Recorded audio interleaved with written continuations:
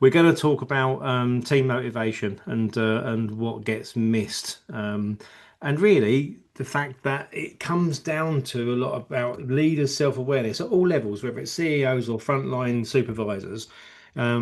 If we're aware of ourselves and we can understand what we're doing and the impact we have on others, then we can really understand a bit more about motivation and how it all comes together and links. So let me now do the last test, which is, can I change the slides? Yay, success. Um, so, I mean, we see this all the time. We all suffer from blind spots. We know that it's very hard to see ourselves, see our own biases, and we therefore tend to turn to process and procedure and, clarity of goals and strategy deployment models, X matrices and bowling charts in Hoshin Kanri. And we still see teams disengage. So there's got to be something going on, right? There's got to be something we're missing. And I think for us, that's really, what is motivation at a neurological level? What environments do we need to sustain that motivation? We talk about intrinsic, extrinsic motivation. So, I mean, what are we doing wrong, Levent? What's not working? Yes, what we see in industry is that leaders are trying to simplify their messages. They try to make their messages logical and easy to understand so that everybody will get it and we will do their best to reach those clear targets. But motivation doesn't come with clear instructions and good communication. It's about connection, ownership, and energy. Um, Gallup says about 70% of the employees worldwide are disengaged. So it's about low energy. We see that nearly half of the problems in industry are repeating, either in the same form or in disguise, which means there's a problem with ownership. Not all the employees are taking ownership. And it's all about connection, which is something that we will talk about.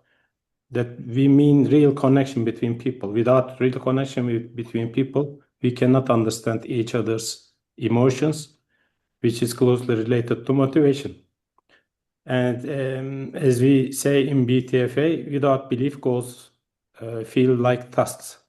If people are not connected to why we are doing something, they will never get motivated. Because if that goal doesn't mean anything to them, why should they get motivated? Yeah, who cares, right? So what is that's the great question. So what? Who cares, But I was writing a new newsletter this morning, this weekly one that I've got going out, and I wrote exactly the same thing. And at a personal level, I think, and I'm sure most people can identify with this, is that if you just got to execute a task and you don't understand the end goal, the outcome, or the purpose, or you've got no belief in it, it's just like soul destroying, isn't it? It just consumes you as a human being just to do something over again, repetitive tasks. But if you understand why what you're doing holds value and how it contributes to the big picture, you're in a much better position at that point in time. And what we're talking about neurologically is how that whole capacity for the brain to predict and set goals and operate from a psychological self-determination point of view, it changes the whole neural chemistry of the brain. So when we talk about intrinsic motivation, what we mean is there's enough dopamine present and there's enough serotonin present. And if you can't connect with the purpose, with the outcomes, and you don't have a belief that what you're working towards together is good, then you don't get that shift in chemical state. So there is no intrinsic motivation. And as we know, a lot of external motivators like money and things, which we'll talk a bit about in a minute, don't actually motivate us at all because we adjust to them very quickly. So yeah, let's recap on what's really going on then. Levent, do you want to talk us through BTFA again, just for the audience? Yes, as you said just 1 minute ago, we all behave according to what we believe is right. We all act or behave according to our values. Our values are our beliefs that for things that we think are valuable. So if our beliefs are similar, our actions or behaviors will also be similar, which is meaning teamwork and performance for organizations. As we say in BTFA model, beliefs drives thoughts. So we think according to what we believe, and thoughts shapes emotion. We feel according to what we think, right? And emotions fuel motivation and action. Every motivation is linked to emotions, right? So if we neglect emotions, we are unable to control or check why are people motivated or unmotivated. Yeah, biologically, this is facts now, right? It's still not speculation anymore. I know we use these loose terms, believe, think, feel, act is a set of words that everybody can identify with quite easily. But you go one layer behind that, and we're talking, you have to have a wiring pattern to believe in anything. That wiring pattern has to fire, and that's what thinking actually is. And we know there's a chemical component in that wiring firing pattern. So, the neurotransmitters. So, and that's what we talk about. That mix is what makes us feel the way we do at any one moment in time. So, if you look at it in that sense, it's biological fact. It's not speculation anymore. We've got wiring, it fires, it triggers chemicals, and it's those chemicals that make us feel the way we do. And if that combination is, going towards a negative defensive survival, that's how we're going to act. If that combination is going towards the positive, the engaged, the collaboration, that's how we're going to act. And what we try and do is we focus on the behaviors, the actions, the fits we can see on the surface, and we fail to think about what's creating that brain to respond in that way in the first place, which is largely environment, isn't it? And that's ourselves as leaders and how we affect each other, but also the KPIs, the judgment mechanisms, the policies, all that stuff that the brain's always scanning to defend itself against is what's going to lead to action. So if we want top class behaviors, continuous improvement, innovative thought, collaboration, critical thinking, all those kind of things, it's about creating the conditions in which those brains can do that, right? And we see it often, don't we? I mean, this slide says, we've been through this with a number of different leadership teams in countries and companies all around the world in different countries. And we quite often start off where there's disengagement, despite there being clear targets and leaders saying, I don't know what else I can do. We've done everything that it says we should do, and we've still got these culture, a lot of times people say culture problems because cultures are sort of a catch-all term. But once we do get leaders, we raise that self-awareness that we mentioned at the beginning, and understand about, how their conduct, I mean, we've got to mention the word respect at this point, how their conduct has an impact on people. We see those beliefs becoming aligned, we see those actions becoming consistent, and we see that intrinsic motivation going up, don't we, mate? It's lovely to see actually, but it's interesting that it happens when leadership teams learn more about the mechanism we're actually dealing with in ourselves and each other, where it hasn't been really affected effectively for many, many decades through tools, techniques, methods, or technology. So it's great to be in that place. But um, so these are some questions we don't normally ask ourselves. Levent, you got any thoughts on this kind of questioning for ourselves? Yes, do my team members believe this goal is meaningful? And this is a critical question to ask before taking any action about anything, especially before big projects or starting big initiatives. If we fail to ask this question, um, they will probably do what we want them to do, but not full-heartedly. Which means in case any problem occurs along the way, they will not take responsibility to solve it. And interestingly, what I have seen in my professional life is that um, many other employees see the mistake of an employee, right? But they don't take responsibility to correct it. They say it's not my mistake.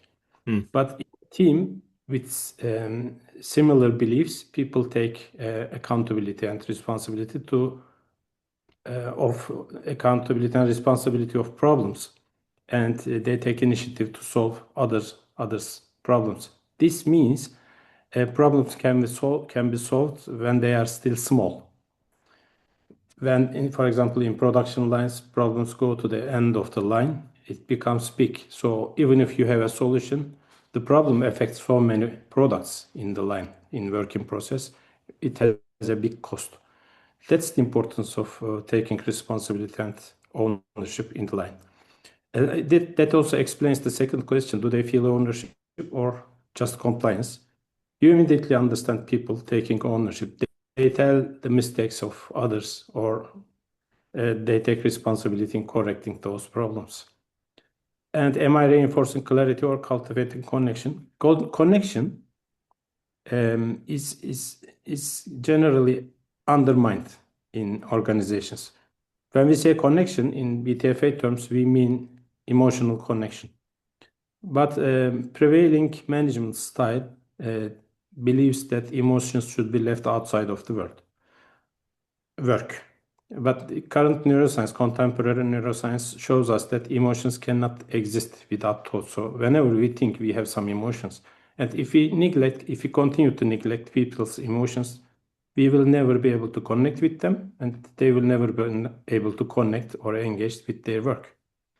Yeah, absolutely spot on, mate. And it's not just in business, is it? Like in manufacturing environments, we're working with people, in the military sort of arena. And it's the same kind of thing. And it reminds me, I was speaking on stage next to a lady called Carrie the Vixen Lorenz. She was the first F-14 fighter pilot on a US aircraft carrier many years ago out in Warsaw, actually. I was speaking on stage and she was one of the other speakers. And she showed the image of the Blue Angels, they're debriefing. And that capacity to go from blame and not dealing with issues to openly saying, I got this wrong. And when we were talking to one of our clients recently in the same kind of space about it, and it's huge when you get that connection where people are safe to say, and be open about the mistakes they've made. Like you said, you get to solve the mistakes there and then in the moment. It doesn't become a big thing.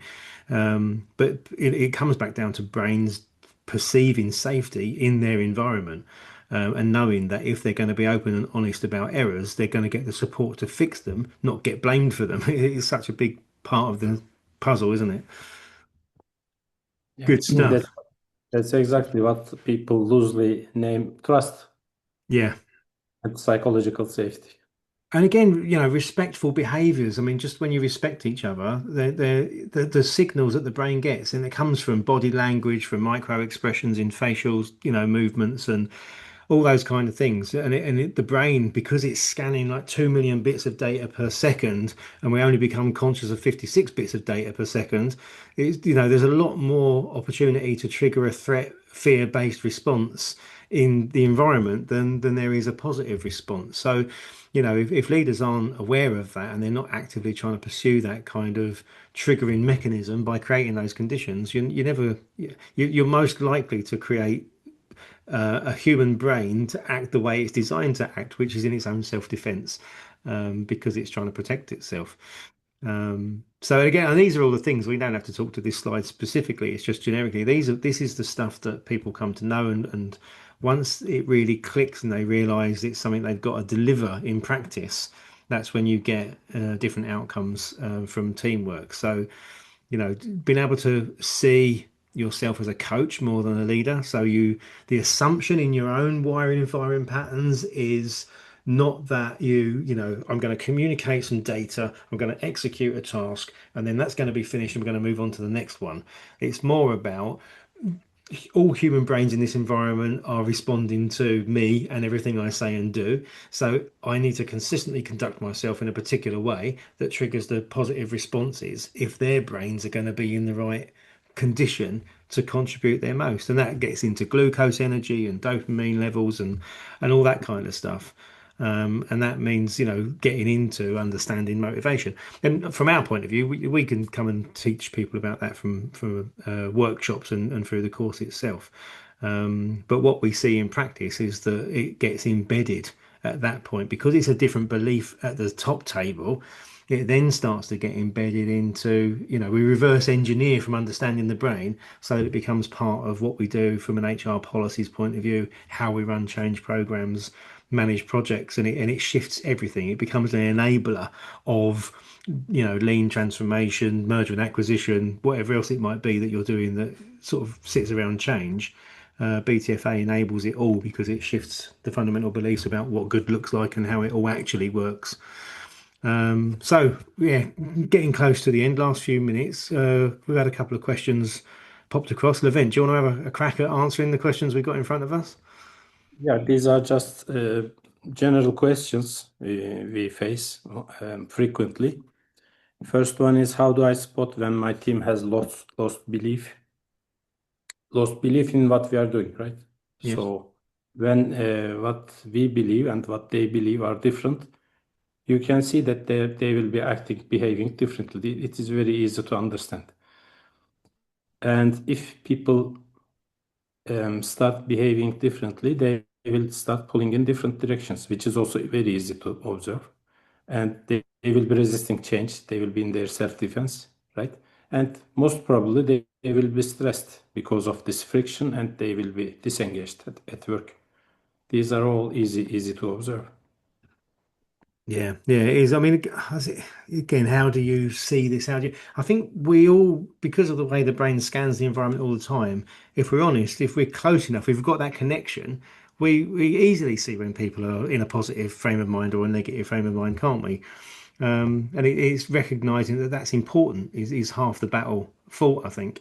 But again, I remember my brother coming back when he left home because he's a bit older than me, and talking about the first management training he'd ever had, and come back with this revelation. He said, "Money's not a motivator." He said, "People adapt and adjust their thinking to what money they're getting in, and within a few weeks of getting a pay rise, that it's not a motivator." And that's right. We all acclimatise to our conditions. So if we're going to think about motivation in terms of money and promotions, we're really going to miss the mark because that's not how the brain works. But as soon as we see how the brain does work, again, triggers for dopamine release, I keep talking about it, but that's the main chemical that works along the reward system. And it's all linked into goal setting and self-determination theory and the way that, if we see that a future state looks good for us personally and we can derive benefit from that, then if we feel we're making progress towards it, that's going to give us a dopamine release, and dopamine is part of this, energy motivation type process. So, it gets quite simple once you know the building blocks of brain function. It's very easy to say, are we doing what we need to do to trigger the right responses in human brains or not in our organization? And given best practice has been devoid of neuroscience for many, many years, the answer is often no, we're not getting that right. So it does make a big difference to everything. But again, I think last minute or so here, you know, and again, you and I, Levent, let's talk between ourselves across these bullet points. Motivation doesn't fail because goals aren't clear. We know we've got so much data around us in the world today, and with AI, it's easy to take all that data and construct it in ways that make sense to people. But we still got the same issues that we've always had for the last 40 or 50 years in terms of how people respond at work, right? It's not about that. Of course, communication is important, but it's not what we're doing. And I think in the market, that's where we've gone wrong. We've thought about how do we execute tasks? So what do we have to do?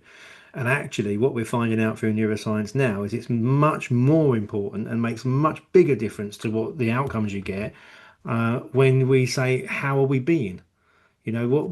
How do we have to be? How do we have to interact? How do we have to engage? How does we have to be humane about what we're doing? And once we add that bit in, it changes everything. Do you want to carry on, mate? Add something else to these points? Yes, when we think about motivation and performance, the one of the biggest enemies in front of performance is management and frontline pulling in different directions, right? Mm, In this case, we can never perform high. What we are currently doing is to focus on behaviors. Even to check if they are motivated or not, we are trying to check their behaviors. But behaviors are just outcomes of beliefs. We need to go to that level to check if their beliefs are aligned with what we are believing, right? Unless we align at that level, final alignment will never be possible. yeah. And I worked for Toyota, as you know, for 16 years and 9 years at MAN. I managed operations and I worked for some other companies. It totally more than 35 years. If you ask me what I learned about motivation, I tried everything to motivate people, and I learned that it never works. You cannot motivate people. Motivation is about obstacles. We have to first remove obstacles that demotivate people. Workplaces are full of those obstacles, and In BTFA online course, we are going through these obstacles and their effect on brains. Mm. If you can remove these obstacles, everybody is motivated to create value because without creating value, people cannot feel valuable. Everybody loves to be valuable, right? That's why it's enough to remove obstacles in front of them. They will move. They are motivated to create value. This is Yeah. what I learned. That's brilliant, mate. Thanks for sharing. That's really, and it's so true and so right, and we now know the science behind it. One last thing I'm going to add just before we call it to a close, because I know we're on the 20 minutes now because we started a couple of minutes late. Um, but I do a lot of talks around the world and different conferences and things. And one of the things that seems to engage a lot of interest is this principle that if we've had different ways of doing things promoted to us, by consultants, by best practice universities, whatever, over the years, and that might look like balanced scorecard in terms of strategy deployment or lean or Six Sigma in terms of whether we're a high volume company or not. What's interesting is that all of those different methodologies come from different foundational beliefs about, statistics or respect in TPS's case. And I think there's a job of work to be done for everybody in leadership positions to get that level of alignment right as well. So when we've got different aspects of what we're trying to do in business that are fundamentally pulling in different directions because they've got different philosophies and belief systems behind them, that all contributes to a confusing environment where people can't feel safe, can't feel connected, and can't pull in the same direction.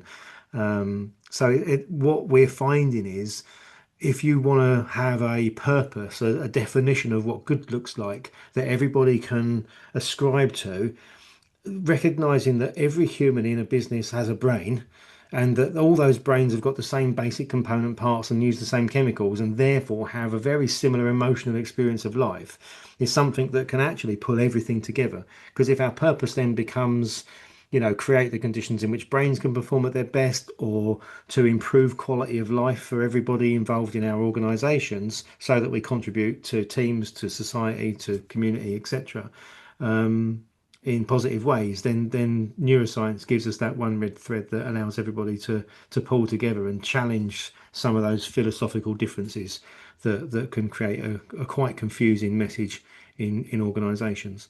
So I hope that made sense because but it's something that's certainly like I say sparking a lot of interest and causing provoking a lot of conversation in the Q&A and the conversations I have after the conferences I speak at. So just a thought to think about, the bigger picture that sits behind intrinsic motivation and the conditions we're creating at work for our people and ourselves, of course.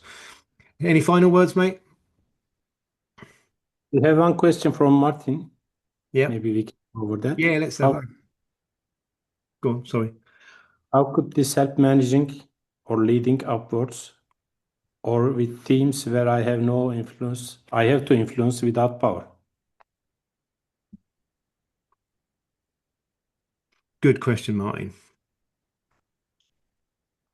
I would say managing upwards is perhaps one of the most challenging things that we face in business. It's, the old analogy of pushing water uphill springs to mind. What this can do, what BTFA does for you at an individual level, I think, is recognize that how all brains function, including those above you from a hierarchical perspective, is quite common. And therefore, it allows us to understand what we can do differently to get the kind of response we're looking for in others. So, we use a phrase here at Ducks in a Row quite often, which is go to the place where people are at in their heads. So beyond just the principle of Gemba and go into the workplace, go to the place where people are starting from. And what's really crucial for lots of complex reasons I won't get into, but what's really crucial is that understanding the language they use. So salespeople and marketing people have known this forever. If you're going to try and appeal to somebody from a sales perspective, you listen carefully to what they're saying and you paraphrase their words back to them. But I was at a conference yesterday in London and we had the same conversation around a round table. And it was like, if you want to appeal to the C-suite, then you've got to understand that they're mainly driven by, shareholder return and the pressures that are on their brain and making them survive, so that their language register is EBITDA and return on improvement. So we might see the bigger picture at a lower level and think there's much more detail to this. But if you're going to get buy-in from that brain above you, you've got to talk in their language. So you've got to go to them with, how does this equate to hitting the bottom line? Once you understand that and that you're trying to work with their brain, then you've got more chance of getting them engaged and sort of showing interest and giving you the time that it takes to listen and think about what you're proposing. I mean, just a few thoughts. Levent, please, you'll probably do a better job of that than I will. Over to you, mate. I think we exceeded our time already, but I would simply say we can start implementing BTFA to gain power in our relationships with our peers and with teams that we are managing. As we use it more and more, we will learn it. As we learn it, our power of influence will grow, and we will start influencing the top management as well. But even if we fail to do so, one day we will be top management, so we can shape culture. Brilliant. Thank you, mate. Super. Like you said, we are out of time. We've gone a few minutes over today. Hopefully that was helpful, Martin. Do feel free to follow up with us and anyone else on the call. If you've got any other questions, we're always happy to have a chat and dig into things a bit more deeply. But yeah, that's it. Thanks, guys. Thanks to those who put up with our technical problems, getting started a little bit late. Appreciate you staying for the duration. And yeah, look forward to speaking to everybody soon. Great. See you.